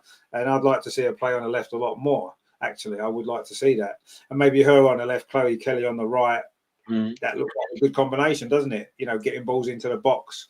That's maybe what we need to do a bit more of. And maybe we'll see that happen a bit more now after this international break, but we'll have to see. Greg says, Lotta's passing against Madrid was to the opposition, not our players. Well, not all of them were. I mean, I like a player who's prepared to take some risks sometimes. Don't just play a simple pass 5 yards to a player all the time. Yeah, you need to do that. You need to keep possession as well. But I like a player who's prepared to try a long ball, to try something a bit different. And it won't always come off. And that's fair enough. You know what I mean? No player in the world is going to make those passes every single time. It's not possible to do. You're always they're not going to come off. But at least be prepared to try it. And I like Lotta for doing that. And I'll never criticise Lotta for trying those things. I'm more critical of players who just want to do the simple things all the time because they're not prepared to take a risk. and there's too much of that sometimes in the men's team. I think, you know, they're programmed to play a certain way, and they don't take any chances, most of them. And I don't like that. I like players who are prepared to, you know, to gamble a little bit sometimes, and that's what wins your games. If you're prepared to gamble, sometimes that can be the difference between winning and not winning. So I like that. I've got no problem with her trying to play the long passes and trying to open teams up. I like that. You know, yes, she's not as good as Leah at it, of course not, but Leah's one of the best in the world, so no one's going to be as good as her at it. But yeah, try it, and when it works, it's brilliant. And if it doesn't work, well, at least she's losing the ball in the other half of the pitch, not in front of our own goal most of the time. You know, play to percentages. You know what I mean? Play the simple ball when you can, and don't give it away. But I've got no problem with it. I actually quite like that. And then it says Germany will win, and Sweden. Germany and Sweden play. I've forgotten what's happening in the Nations League. I haven't been watching it really. Now, Germany and Spain are playing the finals in the Nations League. It's a 2-legs final. First leg in Germany, the second one in Spain, and Sweden and France are playing for the 3rd place in the Nations League. Ah, right. That'd be quite a good final, that, won't it, actually? That'd be pretty good, I would have thought. Spain against Germany would be pretty spicy. A couple of good games there. LG makes a good point there. Erdegaard's role, pass a simple ball to Saki. Exactly, yeah. That's what I mean. Players that don't want to take a risk. I don't like that. I like players who are prepared to, you know, take people on. And Olivia Smith is one of them. Chelmer says all Olivia Smith needs is a top manager to support her. Look at how Sonia is. Back in top, and she's secured the left wing, adapting well to a new league and performing impressively. I don't know if that's. I don't think it's just as simple as that. Yes, you're not wrong. I'm not saying that you're wrong. I think Olivia Smith has had one or two little, niggly injuries, so we've heard, and maybe that's been holding her back a little bit and stopped her getting a run of consistently in the team. And maybe now she can get fit, she might be able to go on a run, play 5, 6, 7 games in a row, and then we'll start to see a similar thing. I don't think that Renee hasn't backed her. I think she's maybe had a few injuries, and that's why she hasn't played as much, maybe. But let's see what happens. I mean, it's, you know, we're going to find out sooner or later, because the team's crying out for Olivia Smith, you know, someone to do that, with pace, to run at players, take people on and stuff like that. That's what we need. And let's see what happens going forward. But yeah, she needs to play more, absolutely, because she's a player that gets you excited. You know, too much of it's been stale. And Olivia Smith's the one player that does something unexpected. You know, she will take people on. She doesn't care. She'll go past 2 or 3 players. She did it the other night a few times, didn't she? Brilliant. Quick feet in the box, going around defenders. And that's what we, you know, as a fan, you want to see that, don't you? Yes, you need to have end products as well. You need to be scoring goals, having assists and stuff as well. But the more she plays, the more that will come. You know, and you know, maybe she hasn't helped herself that scoring that goal in her first game. I think everybody's expectations have gone through the roof with her. You know, we paid £1 million for her. She scores a brilliant goal on her debut, and suddenly everyone's thinking, oh, she's the best player in the world now. Obviously, you've got her doing, yes, she's had injuries and stuff, and it hasn't quite worked for her, but she is an exciting player, and I just want to see her fit and play more often, because she is one of those players that gets you off your seat, and you want to see them on the ball, don't you? And that's what we've been lacking a little bit. So let's see what happens. I mean, if she's fit and Renee still doesn't play her much, then we'd have to really question it then, wouldn't we? But you're right. She needs to be backed, and she needs to be given. She needs to be playing to settle into the team and get going. I think that's a Smith from Canada. Yeah, she's from Canada. Yeah. Olivia Smith is, yeah. And she's still only young, don't forget. You know, she's still only young, so she's not always going to be consistent. She's not going to do 9 out of 10 performances every week. She's going to have in and out games and stuff like that. But we need to manage her, get her in the team, play her, and let her get through that, and let her build that consistency, because it will come, because she's a fantastic player. We know that. But yeah, I don't know. It just feels very, very flat at the minute. It really does. Greg says, what annoys me watching the women, when the ball is out wide, our opposite winger is in the middle of the park and not wide in the spaces. Well, yeah, that's one of the things. It annoys me a little bit that, especially the other night, we were putting in some crosses and no one's in there. No one's in the box. No one's trying to even make an effort to get on the end of them. And it's like, come on, Chloe Kelly was putting some great balls in, actually, in the first half. No one was getting on the end of them. No one was even making that effort to get on the end of them. That's what frustrates me. If you're going to play a system where you want to get the ball wide to your wide players and get crosses in, that's great. But then you've also got to have a system where the midfield are making runs into the box. Your centre forward's always in there. Leslie Russo tends to drop deep and go wide to get involved. and then it needs one of the midfield players. I can see why Frida played the other night, because she will make them runs into the centre forward position when Leslie drops out. But the other night, she didn't really do that enough, especially in the first half. She was on the edge of the box, and I don't know. But anyway, lots of things for me need to improve and change if we're going to be successful. Vicky says, agree, we play too narrow. Yeah. And when we do play it wide, I say we've got no one in there in the box to get on the end of it all. But anyway, it's work to be done. And, we said this a few weeks ago before the break. Work needs to be done. Renee and the coaching staff need to use the couple of weeks to work on things. And then we come out and we have the games that we've had, and it's like, did they really do anything? Did they work on anything different? I didn't see anything different in those games. Yes, some half-decent spells in games, yes, but not really good enough consistency-wise. And that needs to improve. It does, because, the season is getting to a point now where, we are in a battle for the top three. I think that's obvious now. That's where we are, against some really good opposition as well. That's not going to make it easy for us. And we've got the domestic cup still. We are a cup team, I think, aren't we? I think we don't have that consistency to win the league. That's obvious. That hasn't been the case for a while. But we are capable of pulling off a game here and there, aren't we, in a cup competition? We've shown it. We can beat anyone in the cups. We've beaten Chelsea in 2 finals. We've beaten Barcelona in a final.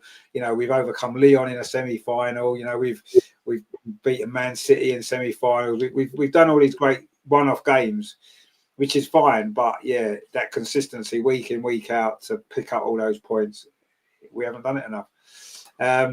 Greg says, I'm not a great fan of Frida, I think you must mean, not Friday. Everyone's a fan of Friday because it's Friday, isn't it? But she works her socks off against Madrid. No, she did. She works hard. I like Frida. I must admit, she's not the greatest player in the world, but she brings a lot to the team. I think when she plays, she does make them great runs into the box. She gets on the end of things. She can score goals. She does work hard. Yes, sometimes her touch lets her down and stuff like that, and she's never going to generally run past 3 or 4 players and do something special. But I like Frida. And yeah, I think she offers something different that no one else really in that squad can do what Frida does, what Frida brings. She's the only player that can do that, really. The only player in midfield.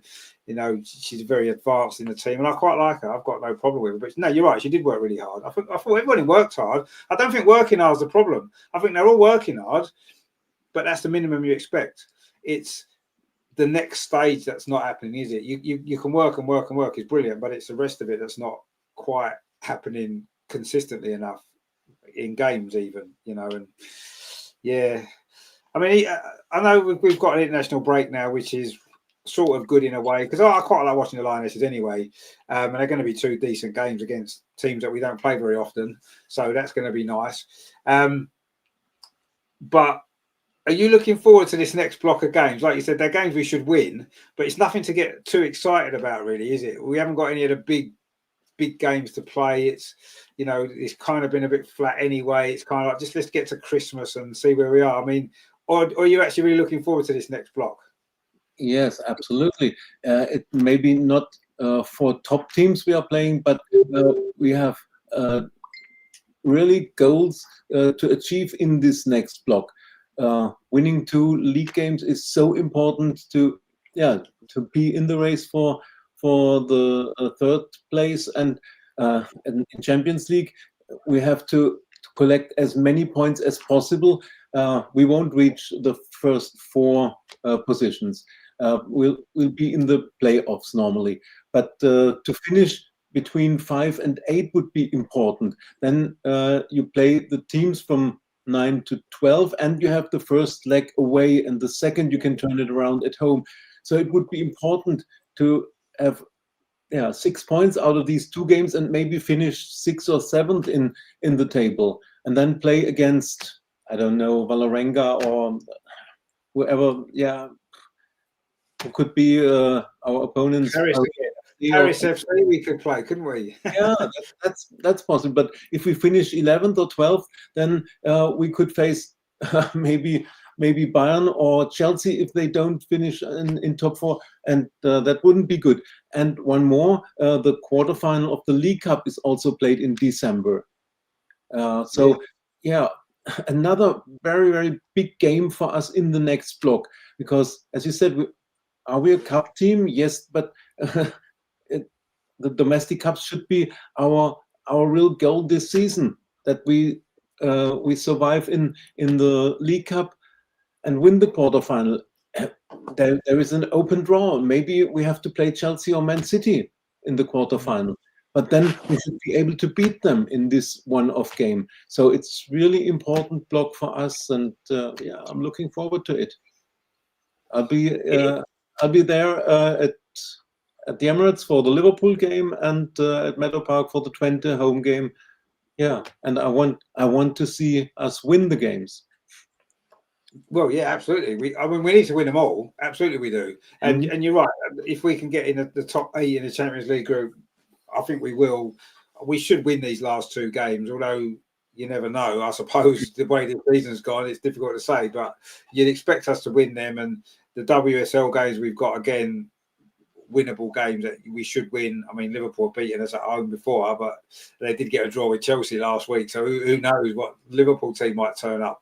But even so, forgetting the opposition, we should win this block of games. You're absolutely right. We should do, but they're just not games to get excited about, really, are they, at the minute? Just the way we're playing, it's like, yes, we've got a chance to win them all. Obviously, a good chance to win them all, but yeah, I don't know. Let's just get this international break done. I'm looking forward to the Lionesses games, actually, because I think that'll be really good. And then maybe we'll come back nice and refreshed, and we can all get back into the swing of it again for the next block. Vicky says 4 wins is required. Anything less will be disappointing. Absolutely. Yeah, no, you're right. In this block of games in particular, I mean, this recent block that's just finished, we knew there were some tough games that we probably wasn't going to win them all. It would have been fantastic to have won them all, but this block coming up, yes, we have to win them all. There's no question. We can't afford not to. Greg says a good set of games so we can get some confidence back against teams we should win. Yeah, and build some momentum, because that's the one thing this season's lacked is momentum. We have one decent game and then we'll have a poor game straight afterwards, or we'll have a decent result and then we'll have a poor result next game. So yeah, we need to get some consistency going, and yeah, this is a chance to do that because they're winnable games, but the games aren't won on paper, they're won on the pitch, and we've got to go out and do it. LG says, I think the top 4 will be Lyon, Barca, Chelsea and Bayern, and they'll be seeded in the quarterfinal. The only team I'm confident we can beat home and away is Bayern. Well, I mean, you say that. I mean, last season we beat Lyon over 2 legs. We beat Barcelona in the final. I know that's last season. And we did beat Bayern technically over, well, we didn't beat him over 2 legs, but we beat him at home and lost away. We've just lost away again.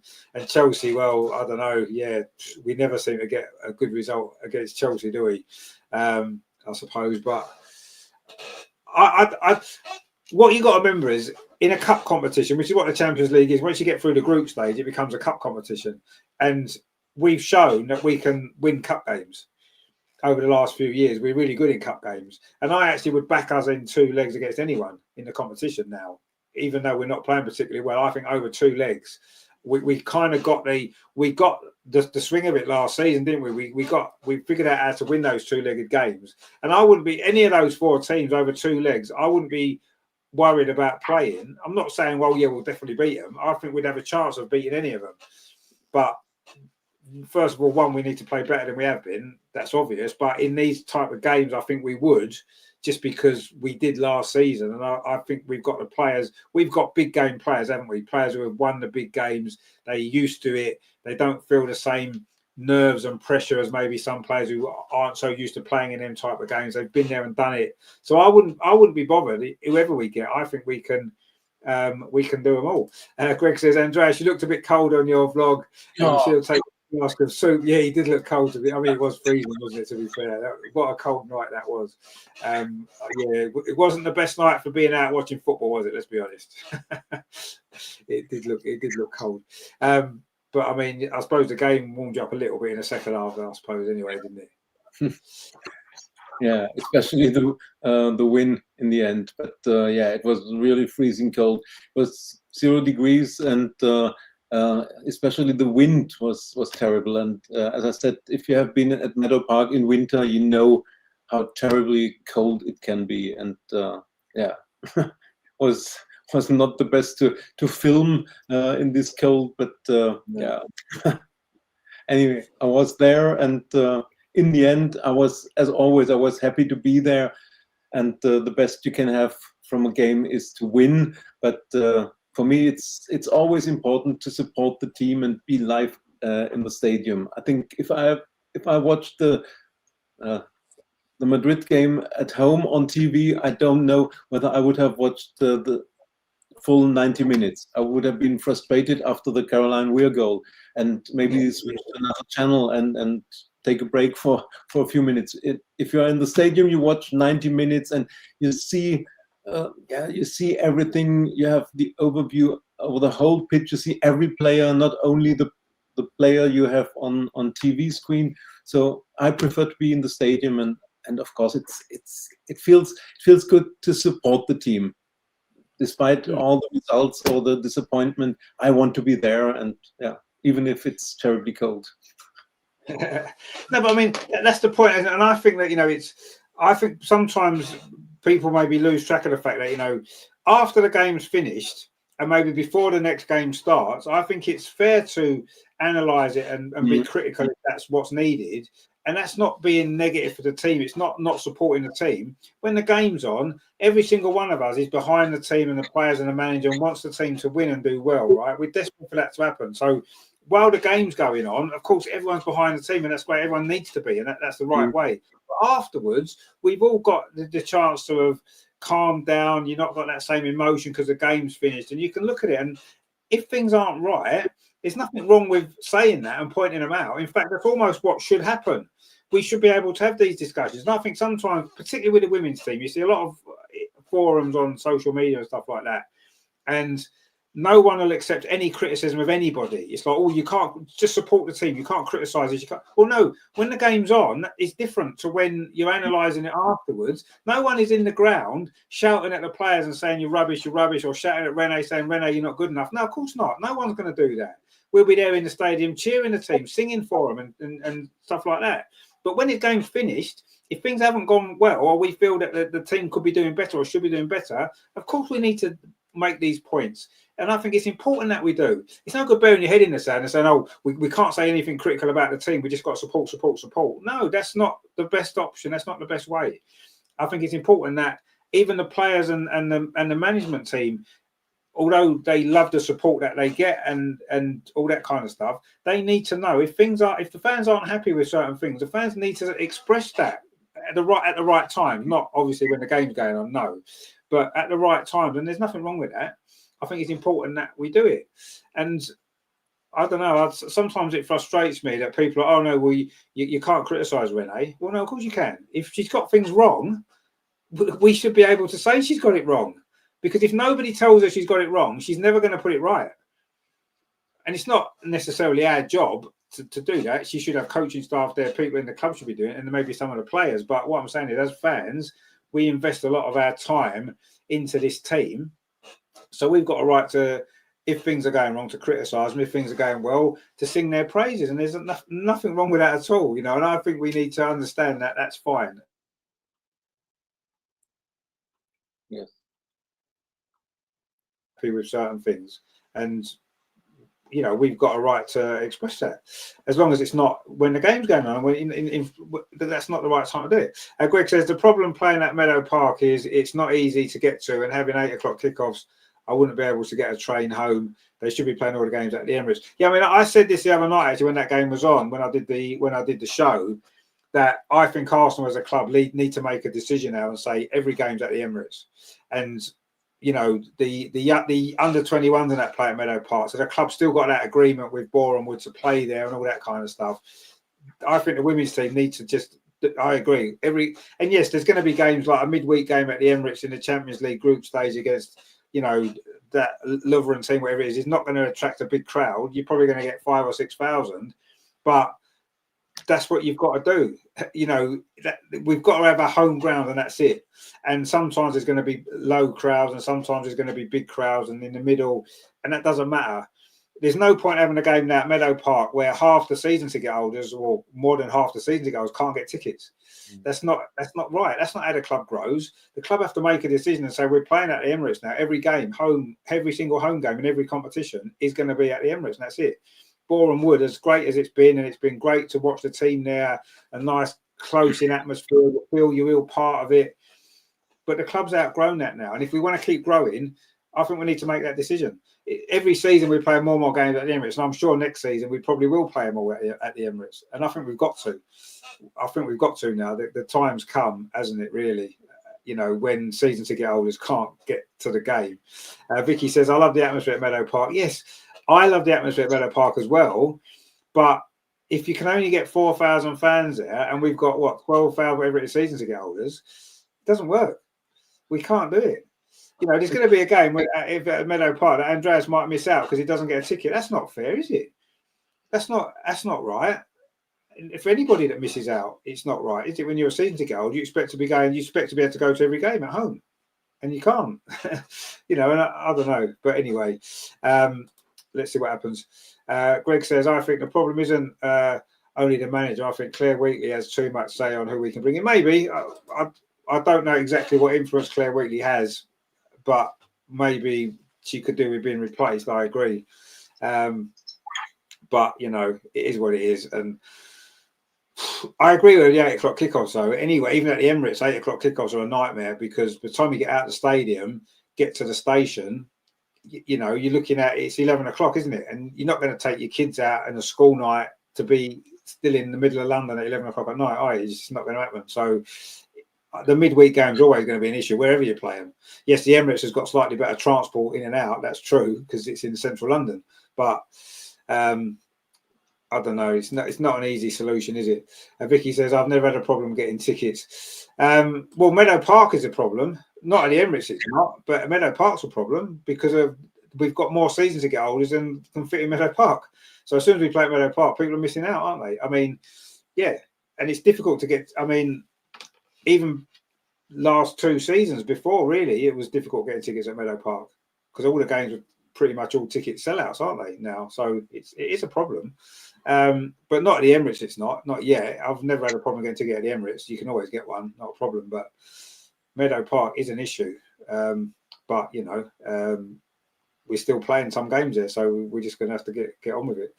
But anyway, that block is over, and it was an exciting block in terms of the opposition that we played, and there was some exciting moments in all of those games, really, wasn't there? Well, apart from the Tottenham game, which there was no exciting moments at all.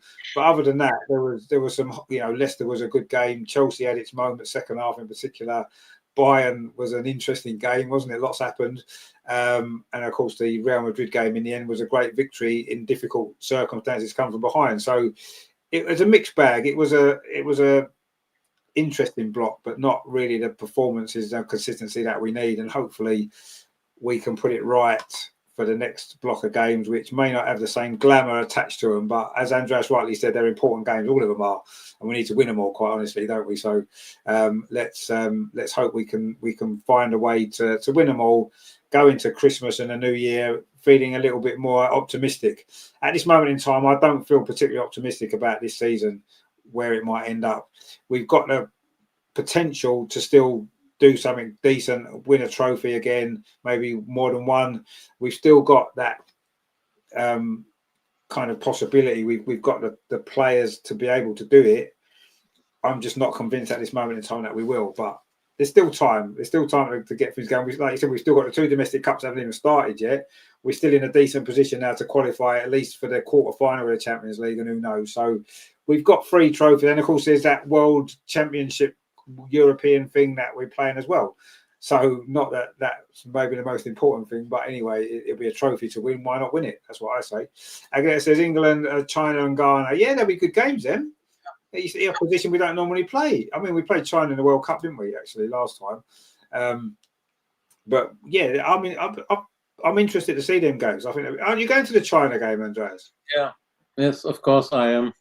And, yeah, everybody asks, Germany is playing the Nations League final first leg against Spain on Friday. Are you there? No, I can't be there. I have to be at Wembley for the Lionesses coming home against China. Yeah, and this once again, this shows where my heart is. It's Arsenal and the Lionesses first. Yes, I'll be at Wembley next Saturday. Yeah, that'll be a good game. Actually, it will be a good game. And yes, I suppose it's the first time we've played at Wembley since winning the Euros, isn't it? The first Wembley game. We obviously played other games before, but yeah, that'll be good actually. And I'm sure it'll be a good game. And of course, Ghana will be interesting as well. It's always, I say, I like playing against teams like that. We always play the same teams in Europe, don't we, all the time? It's nice to play some teams from elsewhere in the world, and it's ahead of a World Cup competition coming up and stuff, a qualifying competition. It's nice to be playing these sort of teams as well, isn't it? So I'm excited for it actually. And to be honest with you, I think it gives us a break from what's been a frustrating few weeks for Arsenal. So it's maybe nice to have a couple of weeks away, watch the Lionesses in some friendlies against some decent, well, not decent opposition as such, but interesting opposition. And I think it's going to be quite good. And then we can come back ready for that Liverpool game.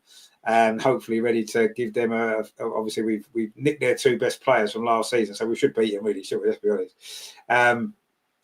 Greg says, let's be honest, being an Arsenal supporter, we shouldn't expect anything different. It's been the same for the last 60 years. Well, yeah, that's true. It's never ever going to be easy, is it? We never do things the easy way. What'll be the fun in that anyway? You know what I mean? Ryan says, well, it's been better for the women's team within 60. Well, no, exactly. Yeah, I mean, obviously the women's team dominated football for a very long time in this country, but things have changed. It's more competitive now, which is better. But there'll be a lot of us that maybe preferred it when we were winning everything every season, winning the treble every year and stuff. But it is better overall now. That it is more competitive, and when you win a trophy now, it feels more of an achievement because it's harder to do. When we were winning everything back in the 90s and early 2000s, when Vic was manager, it all felt very easy, didn't it? And we were miles better than everybody else. We had more investment. We were ahead of the game. And it was great to see us winning trophies and stuff. But now, when we do win something, it's much harder to do. The teams are much better in front of you. That's why winning that Champions League last season was a much bigger achievement than I think when we won it the first time, just because of it's a bigger tournament now, more games, better teams, and to win a tournament like that is special. It is. And yeah, I know we've criticised Rene a lot this season, but it's still last season. We've got to improve and be better.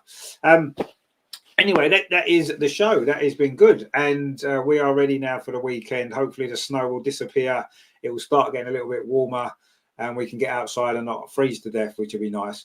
And of course the Premier League's back this weekend as well, isn't it? North London derby in the men's game as well, so that's going to be good. So lots to look forward to this weekend as well, and hopefully you'll enjoy it. And of course the international break to come as well. So we'll be back in. Won't be next week; it'll be a week after, won't it? Will you be flying on the Friday for the Liverpool game? Yes, I'm flying Friday. So I'm flying Thursday. We can do the show on Friday before the Liverpool game. Sorry. Yeah. Oh, you're flying Thursday, are you? Yeah. Okay. This was the cheaper flight, so I had to take Thursday evening, and I'll be in the hotel on Friday. We can do the show on Friday. Yes. Oh, good stuff. Right. Okay. So that'll be that. So we'll do that. That'll be obviously not next Friday, the Friday after, the day before the Liverpool game. So that'll be good. So join us for that. I may well do the China game, actually. We may do a watchdog of that next week because I'm looking forward to that game, actually. I think it'll be good. So there'll be that as well. And of course, anything else that we might throw together in the meantime. But we'll definitely be back for the next show in 2 weeks' time. So thank all you guys again in the chat. Fantastic to have you guys with us, all your comments and stuff like that. Fantastic. And of course, Andreas as well, back in the warm. Good to have you with us again. Have you enjoyed being on the show? Yeah, of course. Thanks for having me, and always enjoy discussing the latest subjects. And of course, thanks to everyone watching my blog. The Bayern Munich vlog reached more than 1,200, so I'm very happy with this. And the last one from the Madrid game is up. So if you have time, watch it, please. Yeah. Thank you. Yeah, definitely watch them. Yeah, I mean, the Bayern Munich one was. I know the game didn't go particularly well, but the vlog certainly has gone well, so that's good. But yeah, the Real Madrid one's out as well, so check that one out as well because that's always good. It's always good stuff. So make sure you do that. Greg says Andreas is coming over a day earlier to enjoy our lovely warm weather. Well, it might be warmer by then. Actually, it might be warmer then because what tends to happen in this country is we'll have a cold spell. and then the cold spell will go, and for a week or two it'll actually be quite warm. For winter it will actually be all right. So I'm expecting there to be nice weather next couple of weeks, and then it'll probably snow again at Christmas, but anyway, we'll see. It's probably not going to be that hot, is it? Agneta says, you need to practice your singing, Andreas. She says, it's a highlight of the vlogs. Andreas is singing. It's definitely a highlight, so don't be saying that. It's all good stuff.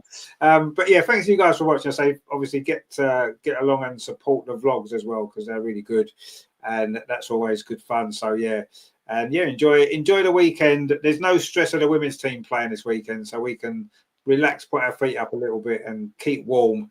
Make sure you do keep warm wherever you are, because it is still going to be cold for the next couple of days, I think. But anyway, at least the snow's gone from here.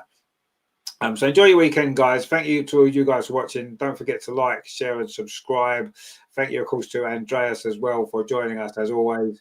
And we'll be back in a couple of weeks' time to preview the Liverpool game and all the other great stuff that's coming up. So stay with us. Thank you for watching, and we'll see you very, very soon. Come on, you Gunners. Let's do it. See you soon, guys.